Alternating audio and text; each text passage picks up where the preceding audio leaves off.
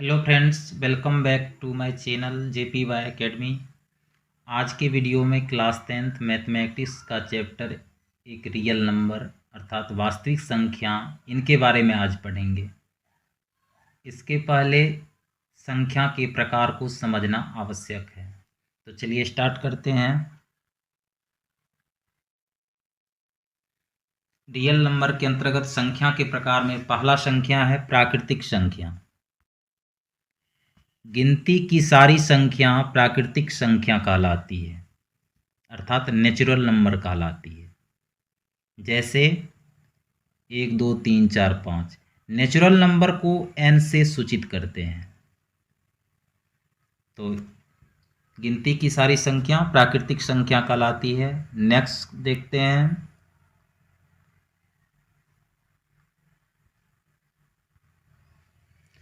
Whole number अर्थात पूर्ण संख्या।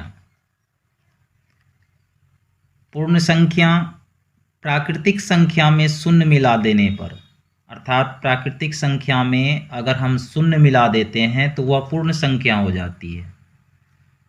तो इसलिए प्राकृतिक संख्या में शून्य मिलाने पर जो संख्या बनती है उसे पूर्ण संख्या अथवा होल नंबर कहते हैं। नेक्स्ट,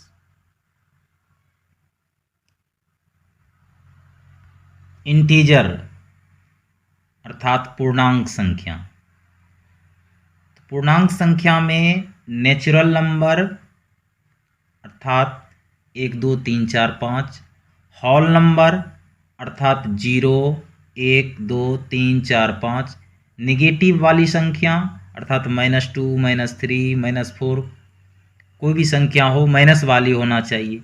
ये तीनों के मेल से जो संख्या बनता है उसे इंटीजर कहते हैं अर्थात पूर्णांक संख्या कहते हैं।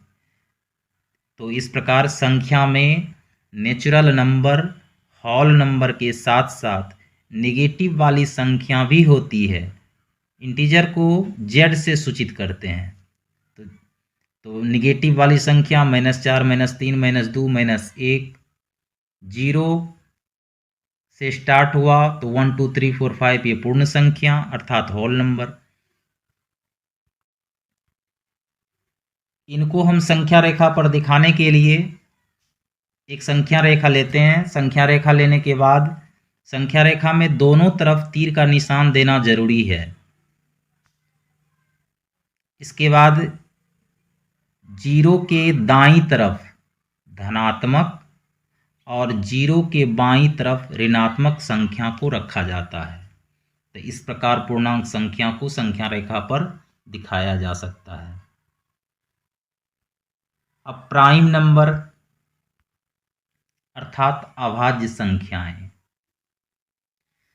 तो जो संख्या एक एवं स्वयं की संख्या से कट जाए अर्थात जो एक से भी कटे और स्वयं से भी कटे, अगर ये चीज समझ में नहीं आए तो अर्थात ये भी लिखा गया है कि 2 फैक्टर अर्थात जिसका 2 फैक्टर हो उसे प्राइम नंबर्स कहते हैं। अब 2 फैक्टर्स, इसके लिए हम देखते हैं आगे उदाहरण। जैसे 2 अभाज्य संख्या है या नहीं, इनको देखते हैं।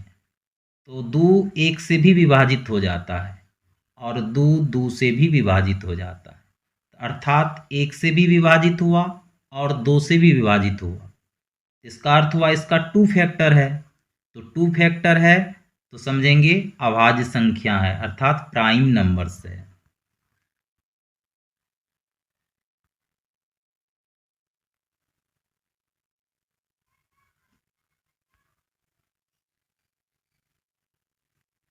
एक अभाज्य संख्या है या नहीं, तो एक सिर्फ 1 से ही विभाज्य होता है, इसका 1 फैक्टर है।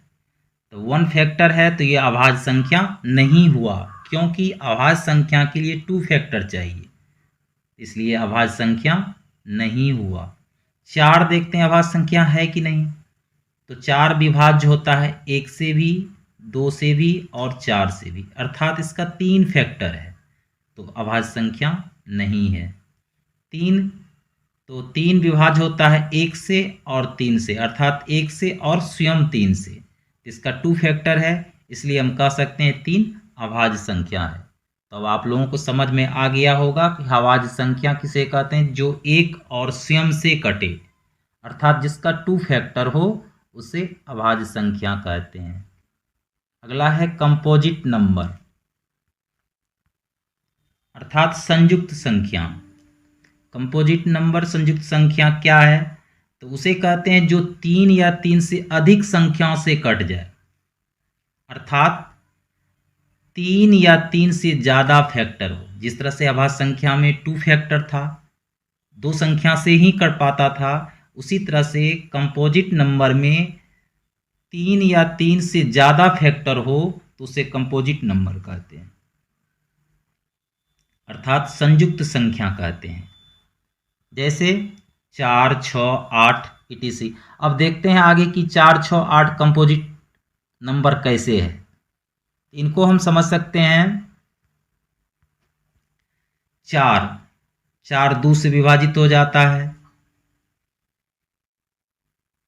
इसके बाद 1 से भी विभाजित है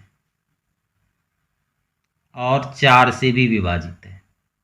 तो इसका अर्थ हुआ कि 4 2 से विभाजित है, 1 से विभाजित है और 4 से विभाजित है। इसका 3 फैक्टर हुआ, अर्थात 3 फैक्टर्स हुआ। तो 3 फैक्टर या 3 से ज़्यादा फैक्टर होगा तो वह संयुक्त संख्या कहलाएगा। सेकेंड एग्जाम्पल,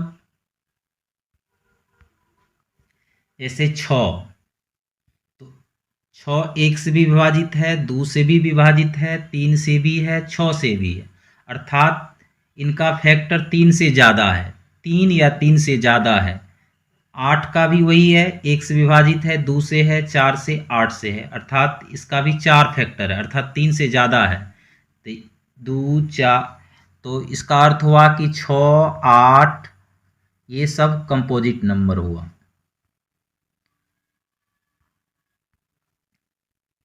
अगला है को प्राइम नंबर, सह अभाज्य संख्याएं। तो संख्याओं का एक जोड़ा, अर्थात संख्याएं किस रूप में रहेगी, जोड़ा के रूप में, एक जोड़ा जिनका उभयनिष्ठ गुणनखंड अर्थात HCF 1 हो तो वह को प्राइम नंबर्स कहलाता है। अर्थात इनको अगर हम नहीं समझ पाएंगे तो सिर्फ जोड़ा संख्या का HCF निकालेंगे, अगर उनका HCF 1 आए तो वह सअभाज्य संख्या कहलाती है। अर्थात इनको हम ऐसे समझ सकते हैं कि फैक्टर ऑफ 15 एंड 8 का देखते हैं, 15 एंड 8 का देख रहे हैं। 15 का फैक्टर है कि 15 1 से भी विभाजित है, 3 से भी विभाजित है, 5 से भी विभाजित है और 15 से भी विभाजित है। कहने का अर्थ है कि इनके कितने फैक्टर हुए, 1 2 3 4 फैक्टर। अब 8 देखते हैं, 8 1 से भी विभाजित है, 2 से भी विभाजित है, 4 से भी विभाजित है, 8 से भी विभाजित है। अब दोनों फैक्टर में कॉमन कौन सा संख्या है, तो कॉमन में सिंगल 1, दोनों में मिल रहा है सिर्फ 1। तो इसका अर्थ हुआ कि इसका कॉमन फैक्टर ओनली 1 है। तो इसलिए हम कह सकते हैं कि यह एक कौन सी संख्या है, को प्राइम नंबर, जिसका अभाज्य गुणनखंड करने के बाद अगर HCF 1 आए तो वह सअभाज्य संख्या कहलाता है। ये बहुत इंपॉर्टेंट है, एग्जाम में अक्सर ऑब्जेक्टिव में पूछे जाते हैं कि इनमें से कौन सअभाज्य संख्या है, तो तुरंत HCF निकालना है। अगर HCF आ जाए 1 तो समझेंगे सअभाज्य संख्या है। अब सेकेंड एग्जाम्पल्स के द्वारा इसको हम समझते हैं कि सअभाज्य संख्या है कि नहीं है। जैसे 21 और 22, 21 का गुणनखंड करते हैं, 1 से भी विभाजित है, 3 से भी है, 7 से भी है, 21 से भी है। 27 1 से भी है, 3 से भी है, 9 से भी है, 27 से भी है। अब देखते हैं इसका अभाज्य गुणनखंड 1 और 3 दोनों में है, 1 और 3 दोनों में है। तो इस प्रकार इसका 2 उभयनिष्ठ गुणनखंड हुआ, अर्थात ये को प्राइम नंबर नहीं है, क्योंकि अगर इसका HCF निकालेंगे तो 1 नहीं आएगा, इसलिए ये को प्राइम नंबर नहीं है। कुछ कोप्राइम्स नंबर हैं जिनका एचसीएफ 1 आएगा, जैसे 1 2, 1 3, 1 4, 1 5, 1 6, 2 3, 2 5, 2 7, 2 9, 3 4, 3 5, 3 7, इन सब का अगर हम एचसीएफ निकालेंगे तो ओनली 1 आएगा। तो इसको कोप्राइम नंबर्स का एक जोड़ा कहा जाता है।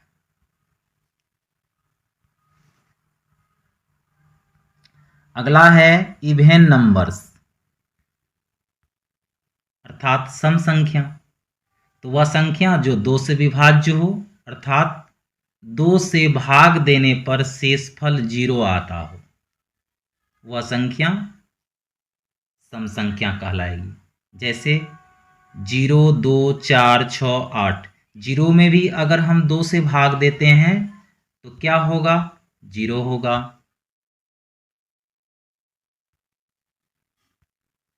अगर हम 2 से भाग देते हैं 2 का तो क्या होगा?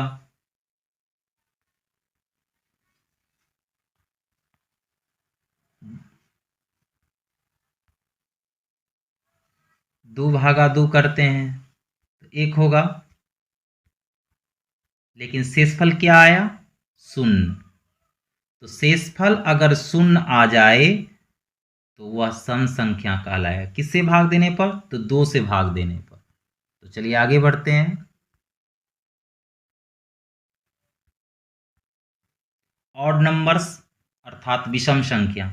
तो वह संख्या जो 2 से विभाज्य नहीं है, अर्थात 2 से अगर हम भाग देते हैं संख्या में तो शेषफल 1 आता है, तो ऐसे संख्या विषम संख्या कहलाता है। जैसे 1 में अगर हम भाग देते हैं 2 से तो शेषफल नहीं खाएगा तो क्या होगा? 0, फिर दशमलव, इसके बाद फिर दशमलव बदला में 0, 2 5 10।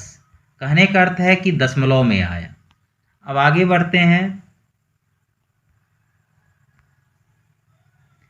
3 में भाग देते हैं 2 से, 2 एकम 2, कितना हुआ? 1, अर्थात शेषफल बचा 1। तो हम समझेंगे कि ये विषम संख्या है। तो चलिए स्टार्ट आगे करते हैं। डेसिमल नंबर अर्थात दशमलव।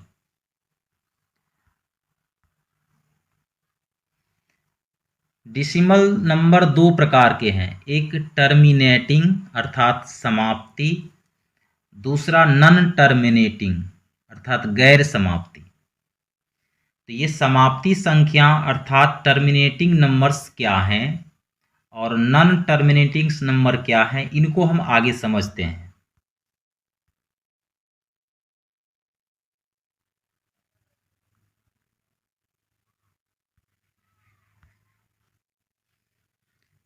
टर्मिनेटिंग नंबर्स ऐसा संख्या जिनके अंश अर्थात फ्रैक्शन पूरे पूरे कट जाए। अब अंश पूरे पूरे कट जाए किससे? तो अर्थात अंश और हर में भाग देने पर शेषफल अगर 0 आ जाए तो टर्मिनेटिंग नंबर्स कहलाते हैं। जैसे 5/2 या 2/5। हम इसको देखते हैं 5/2 भाग दे करके, 2 से भाग देते हैं तो 2 दूनी 4, 1, फिर दशमलव, फिर 2 5 10। तो कहने का अर्थ है कि शेषफल 0 आ जाता है। जब भाग करते हैं तो भाग करने के वक्त शेषफल क्या आना चाहिए? 0। जैसे 2/5 है तो 2 भागा 5 करते हैं तो नहीं खाएगा तो 0, फिर दशमलव, दशमलव के बदला में 0, 5 चौके 20। अर्थात इनका जो टर्म है वो पूरा पूरा 2 संख्या में कट गया, दशमलव के बाद एक संख्या में कट गया। तो जो पूरा पूरा कट जाए, चाहे कितने भी अंक के बाद जाए, तो वह कहलाता है टर्मिनेटिंग नंबर्स अर्थात समाप्ति संख्या।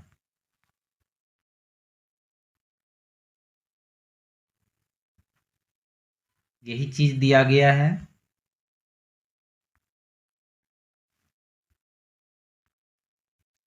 5 भागा 2 तो 2.5 अर्थात दशमलव के एक अंक के बाद पूरा पूरा कट गया, तो यह हुआ टर्मिनेटिंग नंबर। अब है नॉन टर्मिनेटिंग नंबर, गैर समाप्ति।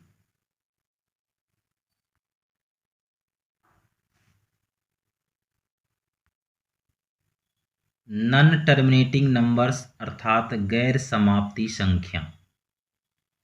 तो ऐसा संख्या जिसके फ्रैक्शन अर्थात अंश पूरे पूरे न कटे, अर्थात अंश में अगर हर से भाग देते हैं तो शेषफल 0 नहीं आए, अर्थात शेषफल क्या होगा, r = नॉट 0, यानी कि शेषफल 0 नहीं आएगा, तो वह नंबर क्या कहलाएगा, नॉन टर्मिनेटिंग नंबर। तो इसको उदाहरण के द्वारा समझते हैं। जैसे 0.21221221 और यह संख्या बार बार बढ़ते चला जाता है, डॉट डॉट होते चला जाता है, तो इसका अर्थ हुआ कि दशमलव के बाद कोई संख्या रिपीट नहीं हो रहा है, लेकिन बार बार संख्या चेंज होकर के आगे बढ़ता जा रहा है और इतना बढ़ता जा रहा है कि कटने का नाम ही नहीं ले रहा है, तो ऐसे संख्या नॉन टर्मिनेटिंग नंबर्स कहलाते हैं। उसी प्रकार 0.66। अब चलते हैं, नॉन टर्मिनेटिंग नंबर दो प्रकार के होते हैं। पहला रिपीटिंग अर्थात रेकरिंग, दूसरा नॉन रिपीटिंग अर्थात नॉन रेकरिंग। जैसे लिखते हैं 0.66, तो ये बार बार 66 आने से सिर्फ एक ही बार लिखा 0.6, उस पर एक रेकरिंग दे दिए जिसको कहते हैं आवर्त।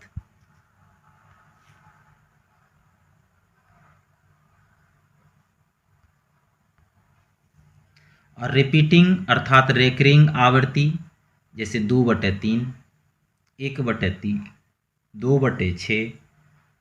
अगर हम 2/3 को 2/3 करते हैं तो ये बार बार 0.66 आते चला जाएगा। इसका अर्थ यह हुआ कि इसका शेषफल 0 भी नहीं आएगा और भागफल या भाग करने के बाद खत्म होने का नाम ही नहीं लेता है। तो इस तरह के भिन्न कहलाते हैं रिपीटिंग अर्थात रेकरिंग आवृत्ति। अब दूसरा है नॉन रिपीटिंग। नॉन रिपीटिंग के अंतर्गत जैसे मान के चलो पाई का मान होता है 22/7। अब इनका जो मान होगा जब हम निकालते हैं तो पूरा पूरा कटता नहीं है, बार बार कोई न कोई संख्या भिन्न भिन्न संख्या आते रहता है। तो इस तरह की संख्या को कहते हैं नॉन रिपीटिंग अर्थात नॉन रेकरिंग। जैसे पाई का मान 22/7, अगर 22/7 करते हैं तो 3 दशमलव कभी 141, कभी 5, कभी 9, कभी 2, कभी 6, 5, इस तरह से डॉट डॉट आगे बढ़ते चला जाता है। जैसे √2 का अगर वैल्यू निकालेंगे तो 1.41421356 इस तरह से संख्या डॉट डॉट बढ़ते चला जाता है। तो इस तरह की संख्या को कहते हैं नॉन रिपीटिंग। रिपीट नहीं होता है लेकिन बार बार संख्या बदल बदल के आता है, एक ही संख्या रिपीट नहीं हो रहा है, इसलिए इसे कहा गया नॉन रिपीटिंग। अब आगे बढ़ते हैं रेशनल नंबर्स अर्थात परिमेय संख्या। तो वैसी संख्या जो P/Q के रूप में लिखी हो, P/Q का रूप अगर हो तो वह रेशनल नंबर कहलाता है। जैसे 2/3, इसका अर्थ यह हुआ P/Q के रूप में लिखा होना चाहिए, लेकिन Q = नॉट 0। Q = नॉट 0 का अर्थ हुआ कि Q के जगह 0 देना नहीं है। अगर Q के जगह 0 हुआ तो वह रेशनल नंबर नहीं कहलाएगा, परिमेय संख्या नहीं कहलाएगा, इसलिए लिखा गया है Q = नॉट 0। तो जो P/Q के रूप में हो परिमेय संख्या अर्थात रेशनल नंबर। अब अपरिमेय संख्या,